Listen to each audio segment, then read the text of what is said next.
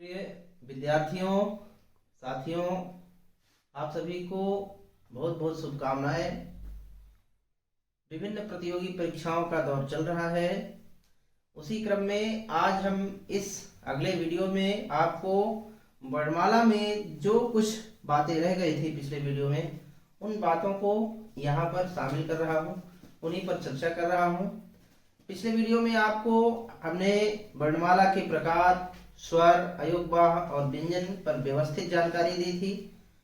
इस वीडियो में हम वर्णमाला के इन्हीं वर्णों में, जैसे अल्प प्राण है, महाप्राण, सघोष, अघोष, इन बिंदुओं पर आपको आज हम जानकारी देने वाले हैं।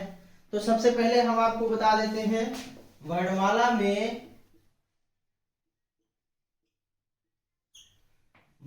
में अल्प प्राण क्या है। ये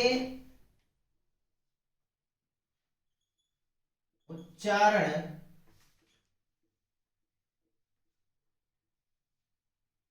के समय वायु की मात्रा के आधार पर वर्णों का वर्गीकरण।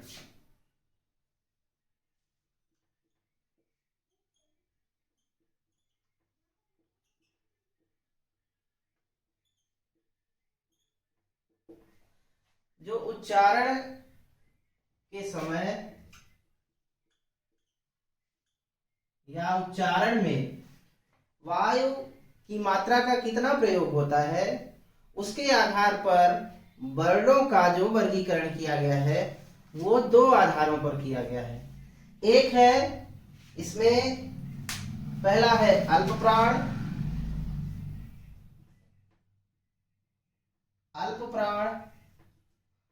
और दूसरा है महाप्राण।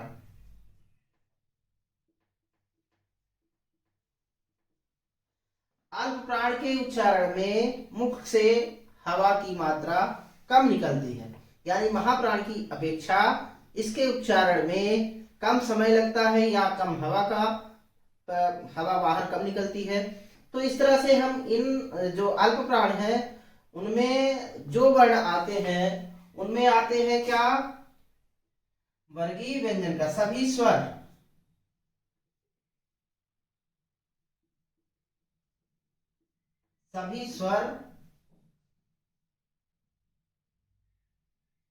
वर्गीय व्यंजन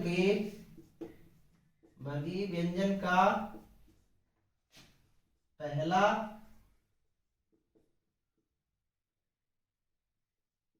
तीसरा और पांचवा वर्ण, साथ ही अंतःस्थ और अनुस्वार, ये सभी स्वर 11 स्वर हैं। आ से लेकर के और अ तक, छोटा आ बड़ा, छोटी बड़ी, छोटा ऊ बड़ा ऊ, ए ओ औ री, ये जो है 11 स्वर। और वर्गीय व्यंजन के पहला, तीसरा और पांचवा वर्ण का, गा और अंगा, साथ ही इसमें अंतस्थ या रा ला वा, और ये अनुस्वार अंग।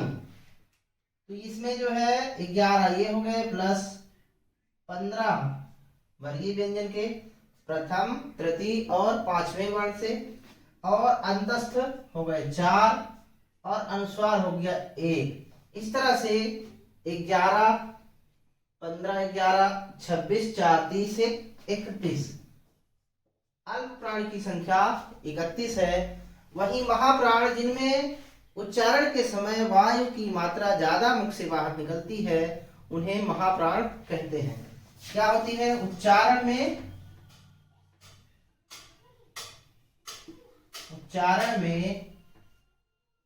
हवा की मात्रा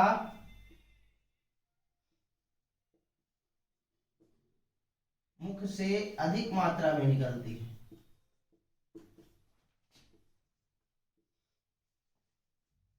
अधिक मात्रा में बाहर निकलती है।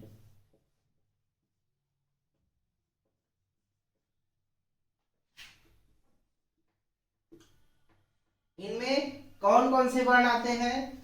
तो इनमें जो वर्ण आते हैं वो है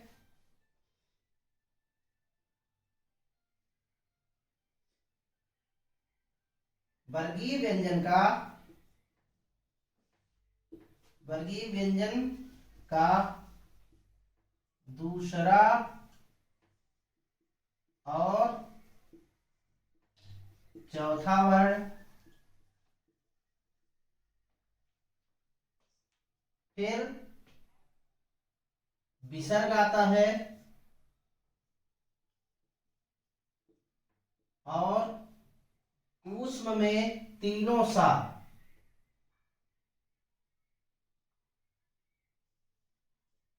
ऊष्म व्यंजन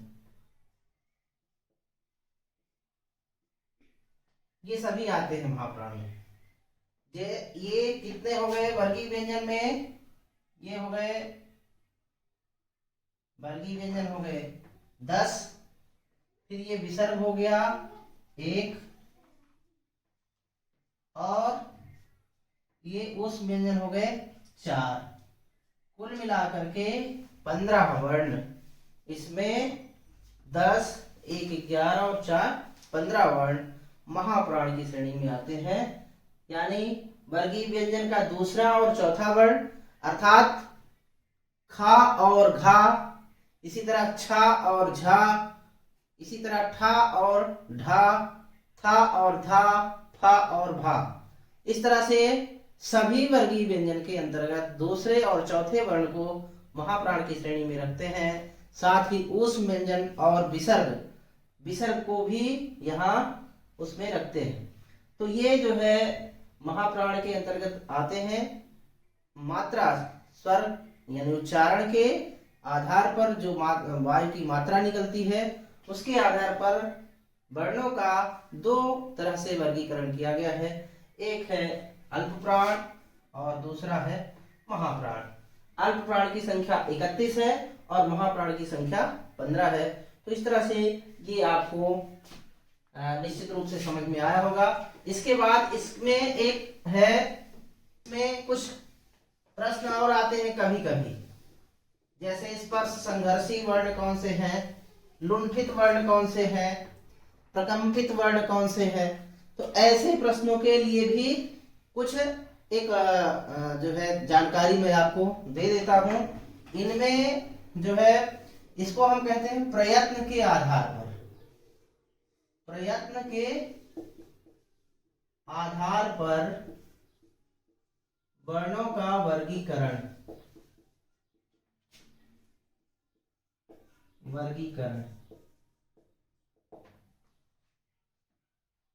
बहुत ज्यादा समय ना होने पाए, हमको ये भी ध्यान रखना है क्योंकि वीडियो लगभग आधे घंटे से ज्यादा ना होने पाए, ऐसा भी मैं सोच रहा हूं।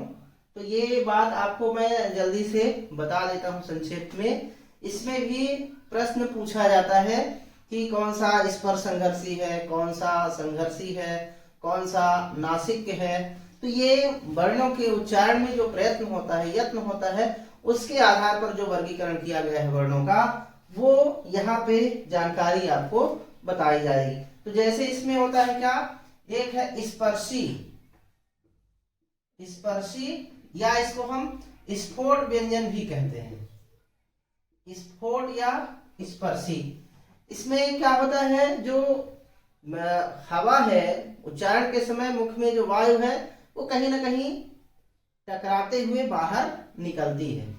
तो ये जैसे आपने आरंभ में ही वर्गीकरण जब पढ़ा है वर्णमाला में, तो इसमें स्पर्श व्यंजन पढ़ा है, लेकिन स्पर्श व्यंजन में कुछ व्यंजन स्पर्श संघर्षी हैं, तो यहाँ पर उनको अलग किया गया है, यहाँ उनका भी क्लासिफिकेशन किया गया है। तो इसमें जो है स्पर्शी व्यंजन में आपको ये जानना है कि इसमें कौन से वर्ण आते हैं। तो इसमें आता है का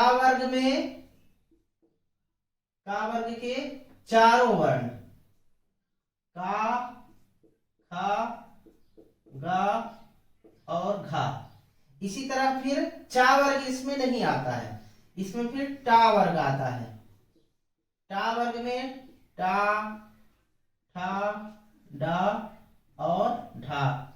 इसी तरह फिर ता वर्ग में ता, था, दा और धा। इसी तरह ये पा वर्ग में पा, फा, बा और भा। तो ये जब अलग से पूछे स्पर्शी या स्फोट व्यंजन, तो इनमें ये कुल मिलाकर के 16 वर्ण आते हैं। आपको इनको ध्यान रखा है। इनके उच्चारण में मुख में वायु कहीं ना कहीं टकराती है, लेकिन उनका कोई घर्षण नहीं होता है, इसलिए इनको जो है स्पर्शी कहते हैं या स्फोट व्यंजन कहते हैं। इसके बाद जो दूसरा है इसमें, वो दूसरा है स्पर्श संघर्षी। दूसरा है स्पर्श संघर्षी व्यंजन।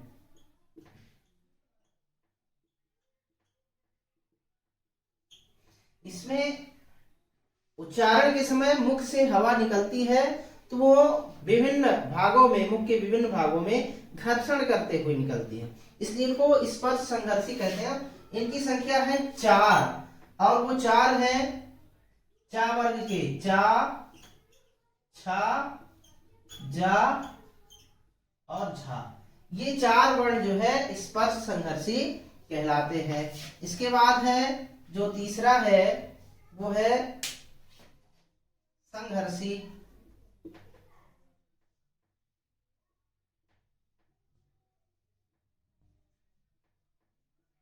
संघर्षी भी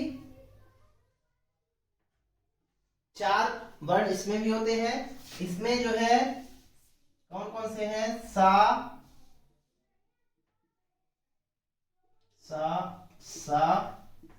शा और हा।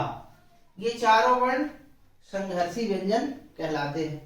इसके बाद जो इनमें जो है उच्चारण के समय घर्षण होता है, उच्चारण करते समय मुख में वायु घर्षण करती है, तो स्पर्श संघर्षी में स्पर्श करते हुए घर्षण करती है, और इसमें जो है घर्षण करती है। इसमें मुख से जब वायु निकलती है तो मुख का विवर जो है वो कम से कम हो जाता है, जैसे सा, तो और जीवा जो है मूर्धा से टकराती है, तो इसमें जो घर्षण है वो होता है और मुख विवर कम से कम खुलता है। इनको इसलिए संघर्षी व्यंजन कहते हैं। इसके बाद है नासिक व्यंजन।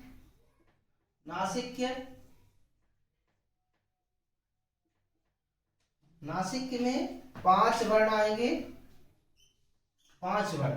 इनमें हवा जो है मुख के साथ साथ नासारंध्र से भी बाहर निकलती है। मैं थोड़ा सा इसको इंडिकेट कर देता हूं। हवा मुख के साथ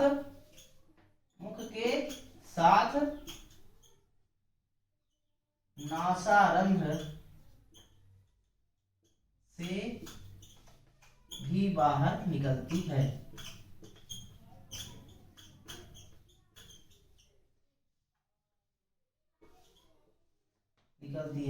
इनमें आते कौन कौन से वर्ण हैं? 5 वर्ण आते हैं। तो इनमें आता है अंगा, या,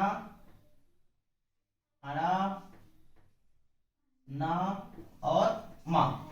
ये पांचों जो पंचमाक्षर जिनको कहते हैं, वर्गीय व्यंजन के 5वें अक्षर को पंचमाक्षर कहते हैं। तो ये पांचों अक्षर जो है ये नासिक में आते हैं। इसके बाद है लुंठित या प्रकंपित। 5वां है लुंठित या प्रकंपित। तो इसमें जो है एक वर्ण है, ये जो है रा कहलाता है। इसमें रा के उच्चारण में जो हवा है जीभ से टकराते हुए नीचे की ओर लुढ़कती है।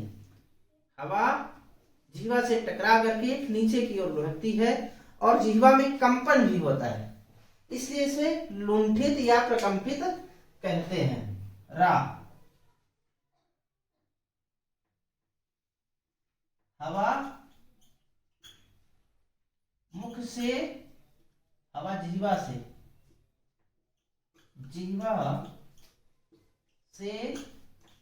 टकराकर नीचे लुढ़कती है।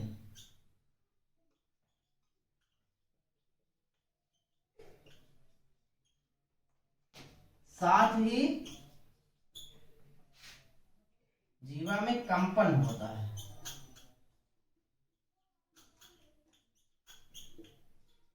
कंपन होता है। इस तरह से ये जो है आपको लुंठित या प्रकंपित वर्ण है।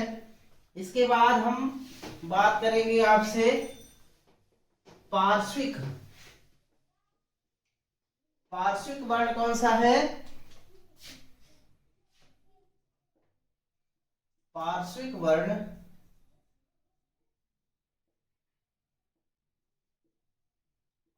ये भी एक है, और जो ला है ये वर्ण पार्श्विक कहलाता है। इसके उच्चारण में हवा जीवा के दोनों ओर से आप उच्चारण करेंगे तो आपको समझ में आएगा। हवा जीवा के दोनों तरफ से बाहर निकलती है, पार्श्वों से, और जीवा का जो अग्रभाग है वो मसूड़ों को छूती है, मसूड़ों से टकराती है, तो इसे हम पार्श्विक कहते हैं। हवा कहां से? हवा जीभ के दोनों ओर से बाहर निकलती है,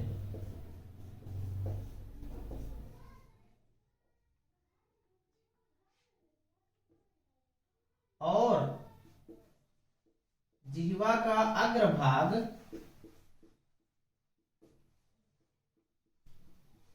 अग्रभाग मसूड़ों से टकराता है या छूता है मसूड़ों को। इस तरह से ये आपको पार्श्विक वर्ण अगर पूछा जाता है कि पार्श्विक वर्ण कौन सा है, तो आपको ला को ध्यान रखना है। पार्श्विक वर्ण की संख्या 1 है। इसके बाद जो है पार्श्विक वर्ण के बाद एक है हम जिसको अर्ध स्वर या कोमल स्वर व्यंजन कहते हैं। अर्ध स्वर या इसको कोमल व्यंजन भी कहते हैं।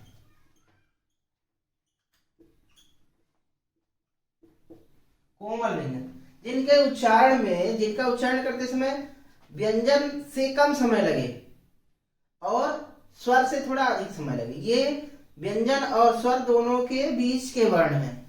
तो इनको जो है या और वा, इसमें ये 2 वर्ण आते हैं, या और वा अर्ध स्वर या कोमल व्यंजन, इनको अर्ध स्वर या कोमल व्यंजन कहते हैं। तो इस तरह से ये जो वर्णों का वर्गीकरण है, जिसमें उच्चारण में लगने वाले समय, हवा की मात्रा के आधार पर अल्प प्राण महाप्राण, फिर स्वरतंत्री में कंपन के आधार पर या नाद के आधार पर सघोष और अघोष, फिर उनके जो है प्रयत्न के आधार पर, उच्चारण के प्रयत्न के आधार पर जो वर्गीकरण किया गया, उसमें स्पर्शी, स्पर्श संघर्षी, संघर्षी, फिर नासिक्य, फिर लुंठित या प्रकंपित, पार्श्विक और अर्ध स्वर या कोमल व्यंजन। इस तरह से ये वर्णों के विषय में आपको सारी जानकारी दी गई है। इसमें उच्छिष्ट व्यंजन भी है। उच्छिष्ट व्यंजन जो है उच्छिष्ट या द्विगुण व्यंजन, इनमें इनके उच्चारण में जीवा मूर्धा से टकरा के झटके से नीचे की ओर गिरती है। इनको जो है इनको कहते हैं ड़ा और ढ़ा। ये भी 2 हैं। इनके उच्चारण में जीवा मूर्धा से टकरा के और झटके से नीचे की ओर गिरती है। इनको हम उच्छिष्ट व्यंजन या द्विगुण व्यंजन कहते हैं। तो इस तरह से ये वर्णमाला के अंतर्गत जो वर्णों का प्रकार है उनको आपको पिछले वीडियो में बताया गया। और ये जो उनके उच्चारण की स्थिति के आधार पर वर्गीकरण किया गया है, उनकी समग्र जानकारी आपको इस वीडियो में दी गई है। निश्चित रूप से ये आपके लिए अत्यंत लाभकारी होगा। धन्यवाद। आप इस तरह के जानकारी अपडेट रखने के लिए आप हमारे वीडियो को लाइक और सब्सक्राइब जरूर करें। धन्यवाद।